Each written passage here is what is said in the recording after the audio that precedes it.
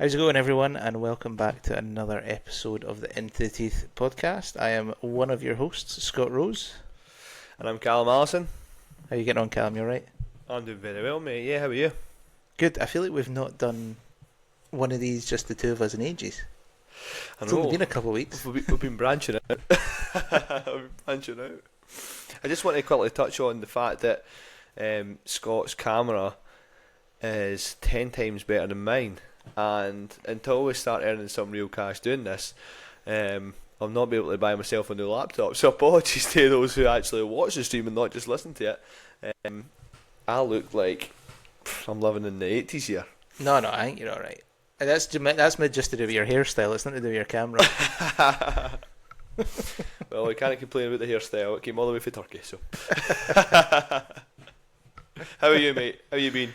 I'm good, mate. I've been off work since Wednesday last week, so I took some time off, and obviously bank holiday Monday. Sun's been out. It's been good. I can't complain. It's been a good week to have off, mate. You've hit a lottery with the weather for sure. No. How about yourself?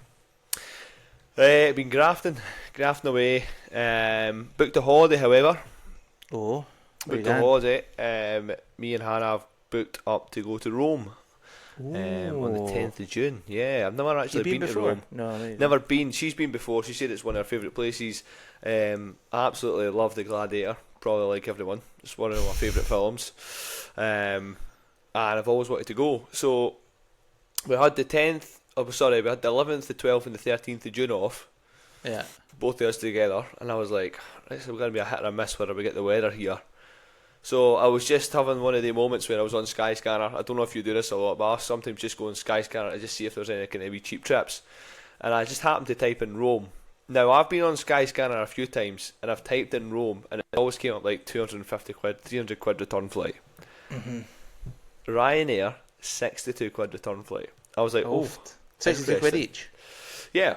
So I kind of dived a bit deeper into it because obviously you usually get absolutely fleeced when you put your bags on. I was going to say, and it also means that you probably fly into Budapest and you have a 48-hour layover and then you go into Rome. Yeah, well, exactly. Well, this was direct. There's two airports. Can't quite remember. I don't think it's the main one. I think it's the other one. But anyway, put the baggage on, whatever else. £110 or £105 each for the fun superb. Flight. So it's like 30 odd degrees, mate. So I thought, you know what, fantastic. Let's go and have a wee few days. Culture. Yeah, bit of culture, mate. Start learning I've downloaded Duolingo just to try and get some of my Italian phrases in there when I'm ordering a coffee. Oh my god! I mean, I've heard you speak English, and I'm scared for the people of Rome to hear you attempt any Italian. They'll probably just run away from me, mate. To be honest. Who's that crazy Scotsman? Have you been playing any golf? I played last night. It's going to be so unbelievable as well. I've not been playing a huge amount of golf, but I'm playing tomorrow night at my work, and I thought, right, I better do some practice. So I went out last night. Myself, Joseph Bryce, Ross Callan, and James Wood. James Wood's a young Bathgate chap. He's an up-and-coming golfer. Up-and-coming, I say that. He's probably about 18 now, but he's a very, very good golfer. I think he plays in a lot of the Scottish stuff as well. So it was me and James versus Ross and Joe. Good format, just battling it out for birdies and eagles or whatever else. Managed to get 5 birdies, 1 bogey. Oh. So, I mean, there was a this, bit of golfer last night. Yeah, Bathgate. Nice. Joe obviously triumphed with shooting 8 under for 12 holes, right enough. Just being as spawn as he usually is. But I may end up getting beat by 2. But I was actually slightly impressed with myself. I was a bit worried that the talent had left me, but yeah, managed to actually play some decent golf. Good. Did you play any golf when you had days off? I am the complete opposite to you. I've played loads of golf and I've been utter dog shit. I'm close to chucking it. That's how bad my golf's been. What is Sandy doing to you? No, it's absolutely nothing to do with Sandy, and it's everything to do with me. So what did I do? So I played Wednesday medal. Okay. I was in the middle of the 18th fairway. I was 5 over, and I caught a flyer, nuked it over the back at 18 into OB NR because I'm not going back. It's 5 over. I played Summer League team match on Thursday night at Ladybank. Right. Okay. Going out number 1. Got beat. Only one up. or one down. I was 4 down through 6 though. Right, okay. Right, and I managed to. Claw it back a little. Yeah, I think I was maybe 2 or 3 under in the back 9 or something like that. And anyway, got beat. Saturday medal. Yep. Now, having a bit of a crisis, so I text Sandy, and I was like, Sandy, any chance you could have a wee look at my swing on Saturday morning? And he squeezed me in, and few changes, hitting it great, everything, and then it just went to absolute pot. I started bogey, par bogey, and then I birdied 6 and 7. Okay, right, getting it back a little bit there, I like it. And then par 3 8th, winged it over the back into a gorse bush, unplayable, dropped it into the worst lie ever, made a triple. Like, fucking hell. And then, anyway, so I'll not bore you, but Ennard. Right, okay. And then on Sunday, I got asked if I could play for Fife in like a stroke play against Perth and Kinross. Right, okay. Going out second. How did you get the call up for that after your recent performance? They must have been struggling for numbers. They had to have been struggling for numbers. At Thornton, again, never played Thornton before. We'll go into that in a second. And I'm playing against Alan Dick, who I've known for a long time. When I was a junior at Kings, now Alan Dick was a Scotland internationalist. Oh, right, okay, so this guy's a player. Yeah, so he beat me 4 and 3. And I was alright for about 7 holes, and then just absolutely losing the plot. But so yeah, I'm a bit of a downfall, Scott. Yeah, and then tomorrow night I've got another team match tomorrow night. So and then I've got club champs in 2 weeks, and I'm just having we need to talk about that as well. I'm having an absolute existential crisis, mate. Right. Absolute existential crisis. So I'm hoping that the previous podcast that you've just recorded is maybe give you a little bit of help on the mental side of the game, because I've played with you before. I know your talent, but can also be known as Mr. Negative sometimes. So that was Sandy, who I've worked with now for Sandy Smith at Ladybank, who I've got lessons from for I don't know 3 years now. But 2 lessons ago, he's like, listen, we're not needing to change anything in your swing, and that's not meaning that my swing's perfect, by the way. But he's like, it is what it is. He's going, but by the way, your mindset, shocking. Yeah. And then I think there'll be a list of people who could say the same, Scott, in terms of your golf. But even anything else. Even like during the week, mate, I'm like, I'm not a very angry golfer anymore. We're maybe going to go into that, but it's just the mindset's terrible. I'm like, I'm pish. I'm never playing golf again, and But yes, I had Josh Madison, a mental performance coach, interviewed him last week, and we posted it on Monday. He would have an absolute field day with me because my head is fully broken glass. Yeah, he would be able to dissect that brain of yours and sell parts of it for.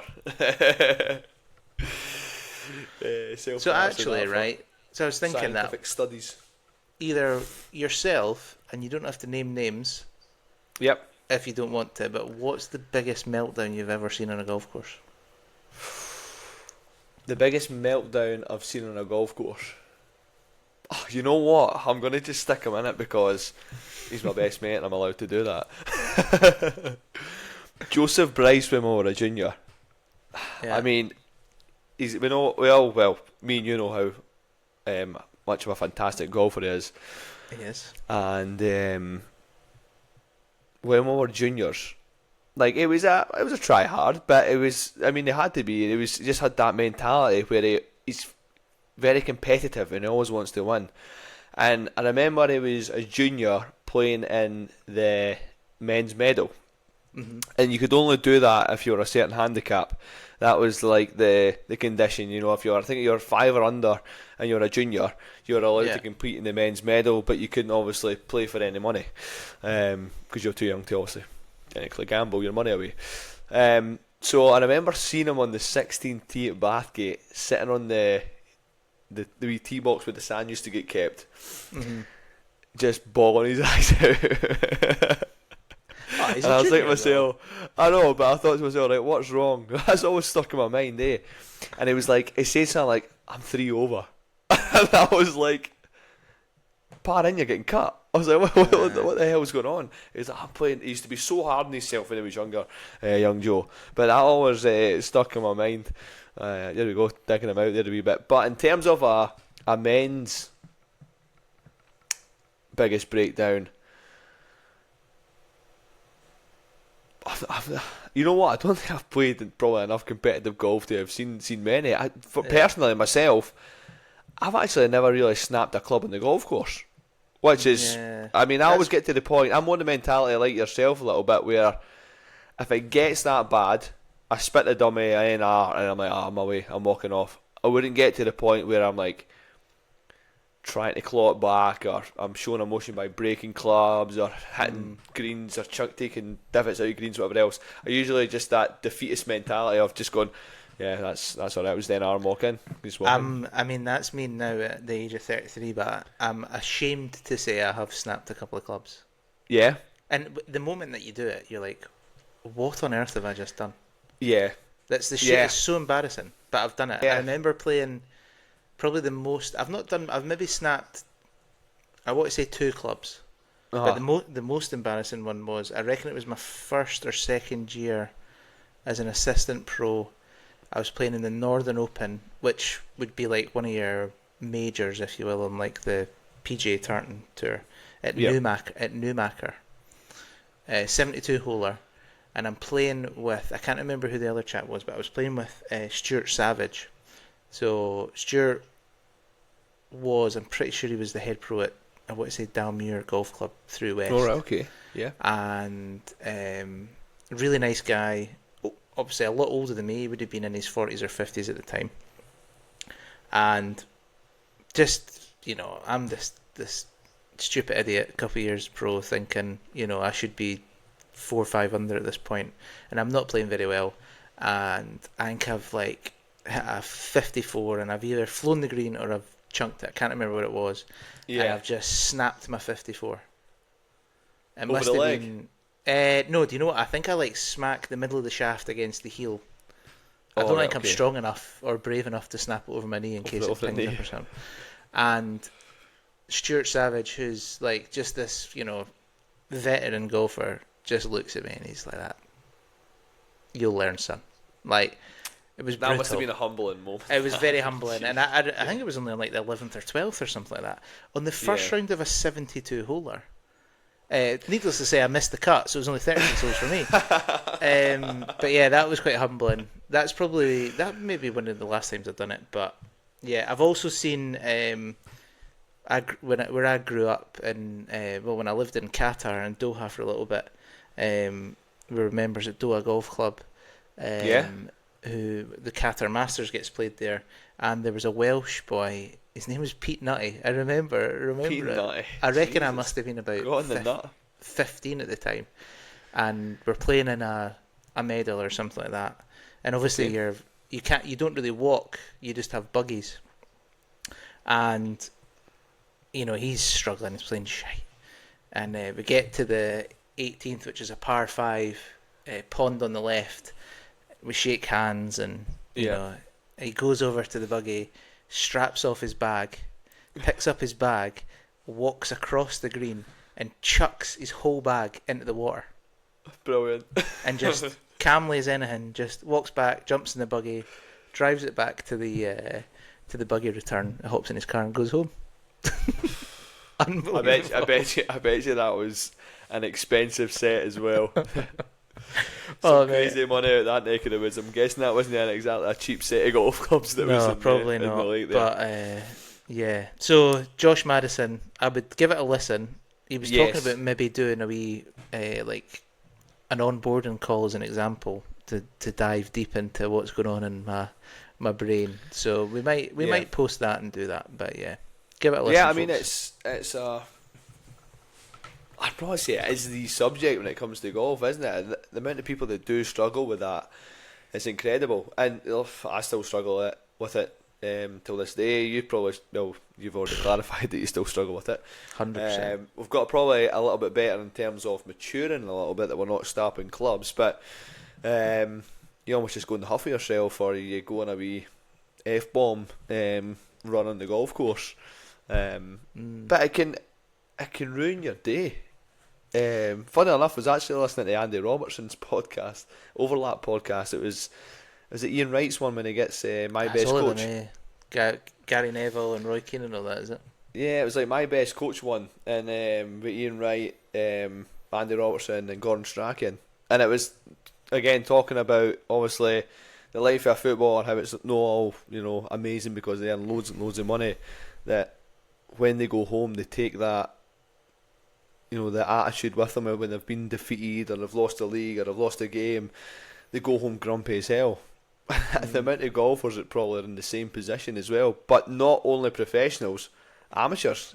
Guys that have played the medal, and they'll go home to their missus, their kids, and they'll just be in the worst mood in the world because they've shot 10, 15, 20 over par. So it just shows you like the effect that side of it has on not only your golf but the outside part of your life as well, which I think's incredible.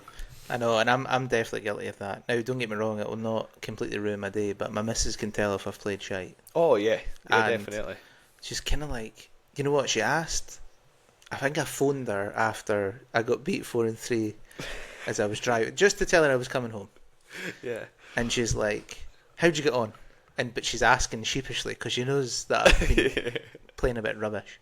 And I went, I'm not exaggerating, but I think I'm the worst golfer in the world. And she just went, just stop playing then, just give up. I mean, and I was simple like, solution. I was like, by the way, she might be onto something there. But the thing is though, and it's never been my career, and it's never been yours. Yeah, so it's like, why does it affect me so much? It's just a fucking game. Yeah, but I think if it's installed from an early age, that competitive mindset, which we've both been sporty growing up as well, and many other people probably the same. The element of it just being a game, it's hard to accept, isn't it? It's hard to accept when you get to a certain standard of golf, and you're your own worst critic in golf as well. I'd imagine. Every time I look at my golf swinging in a video, I think it's the most horrible thing I've ever seen. I in my never life. look at my swing anymore. Yeah, and probably a lot of people are thinking the same. But it's hard to not be competitive. I think when you're at that level, and not even at that level, I think you obviously just get competitive people in general, but it's just hard to get that. Even when I play paddle now, for God's sake, Jesus, the moods that are coming home after I've played shite at paddle, the missus falls out of me. She's like, grow up. But I'm like, no. I was like, my forehand was absolutely mince today. You almost it's like that competitive professional mindset, and I don't know if that's it's certainly probably a bad thing in some aspects, but that almost grows my passion a wee bit in other aspects. So that's going to be, you love something, or you still like it because you care about it. And I remember when even going to, if you're going to play a tournament, or you're playing at your work and you're carrying the name of the club that you're with or you're attached to, the pressure sometimes of, depending on where that club is or who you're attached to, that, I don't want to fuck up, I don't want to play a tournament and shoot 15 over, or in the 80s or whatever it is, and embarrass myself, then what's all the members going to think of me? And so that's mental side of it as well. I think that's certainly played a part in my life, where I've completely thought that on the first tee, or even before, a few days before the tournament, and then standing on that first tee, you're just in the most nervous wreck ever, and then you've already basically shot your 85 before you've teed off, because it's been in your head 3 days before you've popped the tee in the ground. Why do we do it to ourselves, eh? Oh, it's punishing, mate. Best game but in we're the still world. here. It's also we're the worst here. game in the world. Yeah. We're still here. And then we had Danny Young on last week, and we did have Danny on, yeah. There was a lot to take away from that. I thought we were going to go for a 2-hour podcast at one point. You know what? Shout out Danny. He was an absolute pleasure to have on the podcast, and yeah, obviously someone that's overcame some of his demons in order to get to where he's got to, which is very impressive. But yeah, I mean, what a career he's had as well, and he's just kind of starting, to be honest, isn't he? He's just starting to get going. What did you take away most from that podcast, Scott? What kind of stood out from the conversations we had with Danny? Do you know what? I didn't realise how good of a junior player he was. Yeah. And me and Danny are similar ages, but because I kind of grew up abroad. Yeah, you were more I Abu left Dhabi, when weren't I you? was I was kind of Middle East way. I left when I was 12, and now don't get me wrong, if I was at home or anything like that, I wouldn't have been around the national squads or anything like that.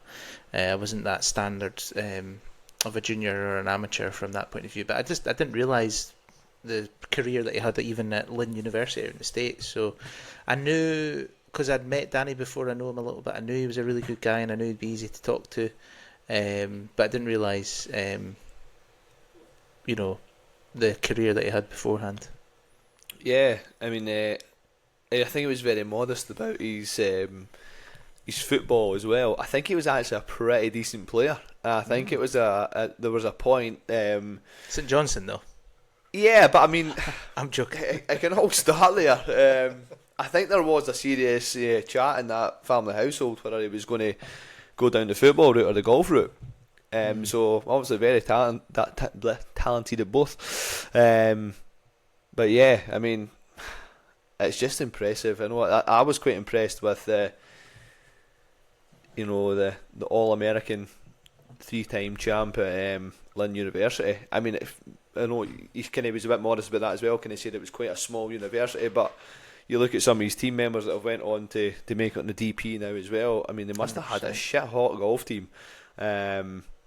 And moving abroad at such a young age, it's hard to hit the ground running and make it work. And it's not for everyone, as you know, and I know with people we know that have been over there and came home. It's a tough thing to stick out and to try and make it work, because you know how good these guys are over there. It's tough competition, really, really tough competition. So I think I was most impressed with his jump to the States and kind of where that obviously set him as well. Yeah, and I think, it's like you said, it's kind of just the start for Danny. He's been out on tour for a wee bit. He didn't play great this week in Belgium, but yeah, hopefully he's part of that strong Scottish contingent that we've already got on tour. That's him no back on the podcast after his. It's our fault. Sorry, Danny. It is. Sorry, Danny. Aye. So we'll touch on the golf a wee bit, and then we're going to chat about something. But we had European Tour, or DP World Tour, sorry, I should say. We've got Richard Sterney of South Africa winning in Sudal. Top Scot was Ewan Walker, closely followed by Cammy Adam. Super. And then really PGA Tour, we had Wyndham Clark shot a Sunday 60 to win by 3 shots and see who came at the CJ Cup.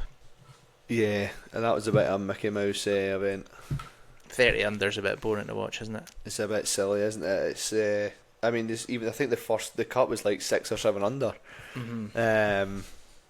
But even I was speaking to some of the boys who was playing on the golf course, Joe and Ross, and they're like, when it's an event like that, they just don't watch it. Yeah, I'm just not interested. It becomes a wee bit harder to watch. I tell you what, we've not had a chance to talk about. We've not had a chance to talk about the PGA Championship. Yes, obviously, with recording the Danny Young podcast on our usual podcast recording night. We missed, obviously. I thought you might have wanted to skip over it with your feelings on the PGA Championship. No, but what I will say, and congratulations to Aaron Rai, by all accounts is the nicest guy in the world. Yeah, and the hardest worker supposedly as well. Apparently, aye. What I would say is about 2 days in, now I didn't watch too much of it, but 2 days in, I was thinking, right, the golf course looks awesome. Yeah, and it did. They've set the course up incredibly hard. Mm-hmm. The scoring wasn't good. I thought, right, we spoke about on our preview, if you want, about the identity of the USPGA. Yes. And maybe this becomes the identity of the PGA, that they just set up the golf course incredibly, incredibly hard. Because the US Yeah. Open, you would think would be that, but US Open's more dictated by fast greens, firm greens, thick rough, everything like that. Yeah. And then I watched quite a bit of it on the Sunday, and I thought, this is the most boring golf event I've ever watched in my life because of the way they set it up.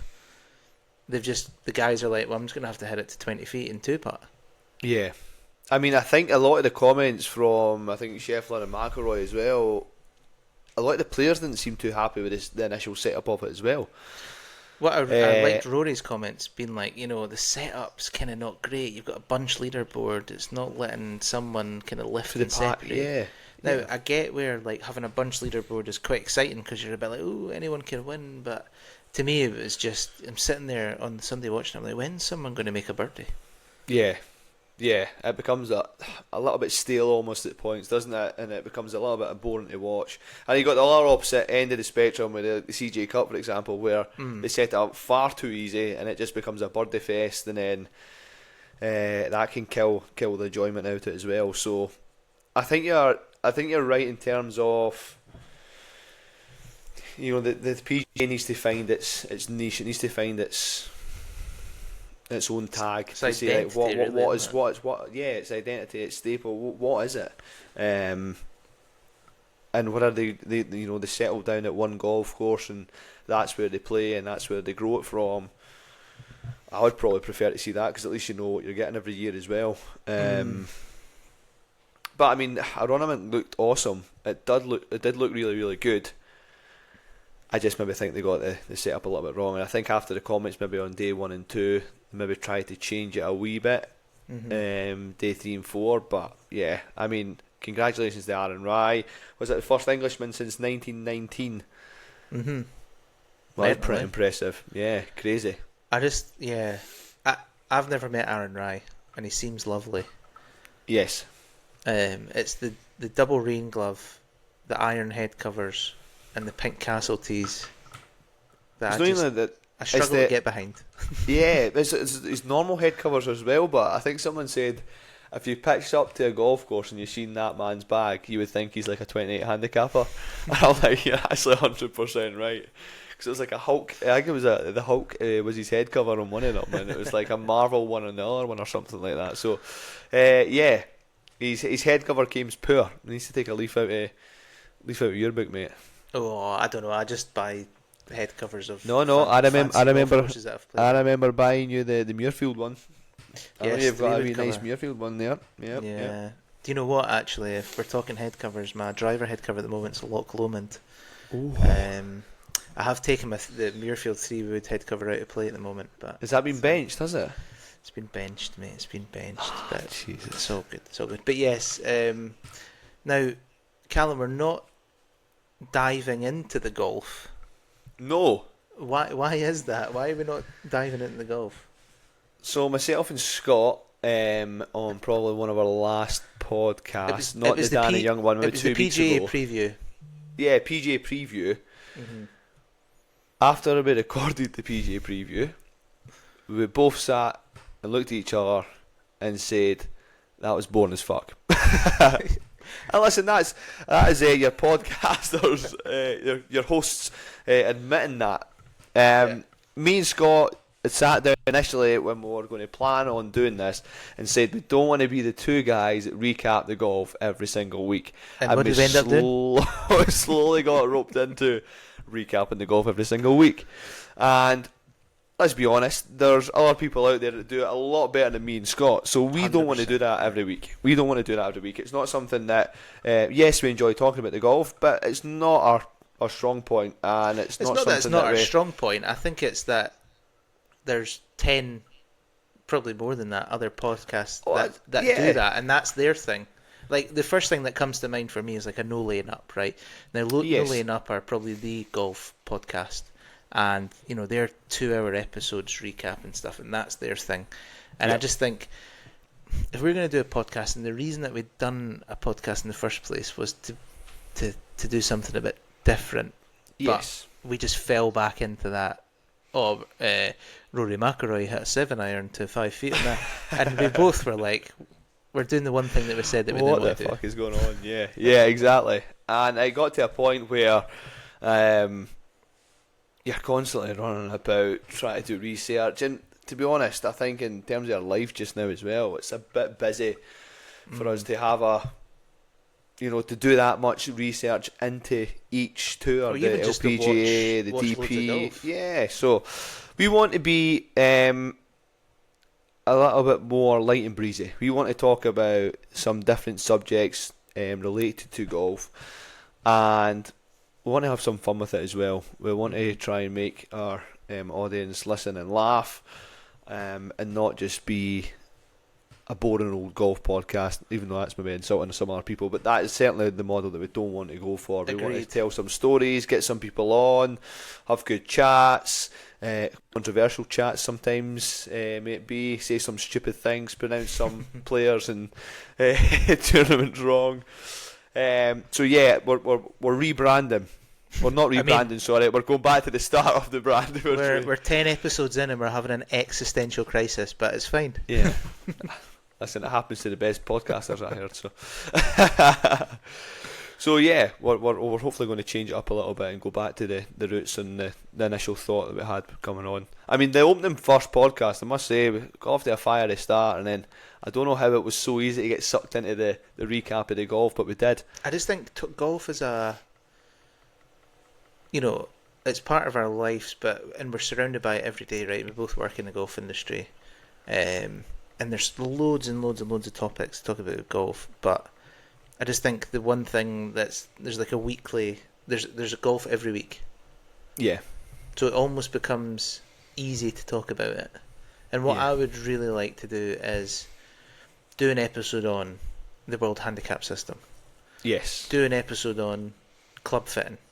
Do an episode on golf ball. Do an episode, you know what I mean? Just topics rather than talking pish. Now, we'll have the odd one where we've talked pish now for 32 minutes. And, and I think that's all right, because I think I think we're quite easy to listen to, and we're good pals, and we bounce off each other a wee bit. So, I just think, like you said, mate, we're gonna go back to what we originally planned to do. Yes. And I think that's what the people want as well, because that's what we promised them. Yeah. That's what we promised all 7 viewers or listeners. That's it.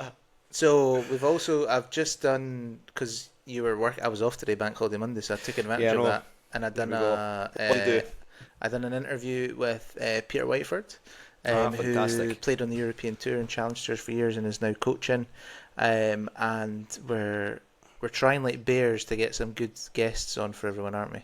But the only way that we can get guests, Callum, is if people review and rate our podcast, that they're subscribed to our YouTube channel, they follow us on all the stuff, all the social media. So please, in order for us to get better guests, keep you giggling, keep you laughing, keep you interested, we do need help from everyone listening. Yep, definitely. Like, share, subscribe, do your usual thing, and hopefully we can get more guests on, and more professional golfers like Danny that are on the tour can tell their stories and what life's really like to be at the highest level of golf as well. That's it. I think that went down really well with some of the viewers last time, so it was good feedback to get, and obviously your mental health ones had a couple of good reviews as well, so I think that's certainly more of the content that we're trying to supply. Super. Or provide, sorry. That's it. Have you got anything coming up this week, Cal?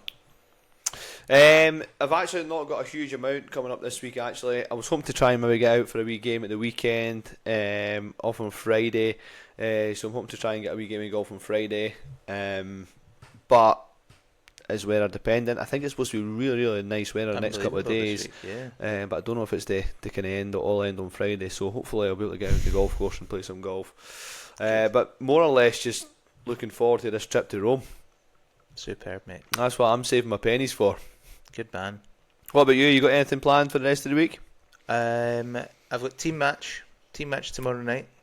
But no, this is kind of my work's going to start to get really busy. I'll not be playing golf this weekend because at some point I should spend time with my missus and the wee man. And then following weekend is club champs at Ladybank. So that'll be fantastic. Saturday and Sunday. I think top 16 probably qualify for the match play. So as long as I don't NR, I should hopefully qualify for the match play. Here's one for you. Are you allowed caddies in your club championships? You are, but you're no caddying for me. I wasn't going to ask.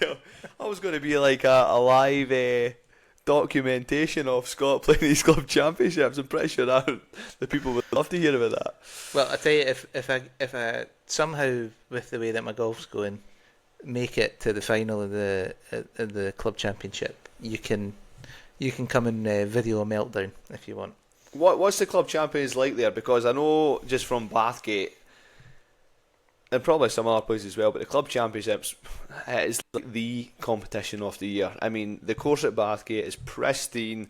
It looks unbelievable. I mean, there's crowds out watching it. It's over, like, obviously 36 hole qualifying at Bathgate. I think it used to be 2 rounds on the Saturday, but I think they've split it up Saturday, Sunday now. But I mean, it's like the competition of the year. It's such a buzz about the golf club. There's queues to enter the tournament the night before, about 2 weeks before, in the clubhouse on how did I do. They need to go over to the clubhouse. So and enter. So obviously this is my first year back as an amateur. Yeah, so exciting times for you. Well, it's exciting, but it's also I'm completely out of the loop of how to do it. The loop of getting on time to book into things, and so when booking went live for the first round and second round on Thursday night during the team match, and I got off I set an alarm because it opened at 8:30, and I set an alarm at like 25 past, and I was out first, so I got in and I'm chatting away to one of the boys in the car park, and my phone's gone, alarm's gone, I've just switched it off, not even realised, and then I've looked at my phone, I was like, yeah, bastard, oh God, I set my alarm for a reason. So I was like, I only managed to get like 11 o'clock on the Saturday. Oh God, right, which okay. is not going down too well with my good lady. No. And then Sunday I managed to get about 8 o'clock. But yeah, that's not too bad. It is the event. We've got at Ladybank, the course is phenomenal, absolutely phenomenal. But we've got a lot of good players at Ladybank. Yeah. One of which Jimmy Mullen. So Jimmy Mullen went undefeated in the Walker Cup. Played on the European Tour for a year. Really, really good lad, Jimmy. So he won it last year. You got Mikey Smith. He's a good lad. So yeah, a lot of good golfers at Ladybank. Is it a recurring leaderboard in terms of in the clubhouse where you've got the past champions? Is it that one where the same guys won for like 5-6 years in a row, or is it changing it almost every year? Ladybank have got a decent spread actually. Good, yeah. I'd say in Bathgate it happened for a bit where you look at the past championship board. You had a few guys that went on the run for sure. You had a few guys that went on the run, but it's starting to break up a bit now because the juniors at the time, who were obviously Bathgate had a fantastic junior section with when I was growing up, they've all kind of developed into adults and they're all still playing golf now, so it's a lot more competitive at that level. But what's still brilliant to see is you got the likes of some of the older guys, Graham Bell, who used to play for Scotland and stuff, used to do a little bit of professional golf as well, still competing. And these guys are into their 40s, their 50s, and they're still competing against the young guns. So I think it's brilliant. I love the atmosphere in a club championship when it's into the match play as well. And you've always got guys kind of rooting for different people. The tension's brilliant. Honestly, you could live stream an event at a local golf club for their championship, and it'd be amazing. I'd love to. You could sit and watch it all day. And again, so I'm looking forward to that. There's some stories to be told in that front as well. So that's maybe all for another night, but that's certainly something we can talk about. Absolutely. Right, mate, will we get out of here? Yeah, I think we've covered what we wanted to tonight, so let's call it a night. Let's get to bed. It's getting late. I know, Jesus. Right, see you later, mate. See you, my friend.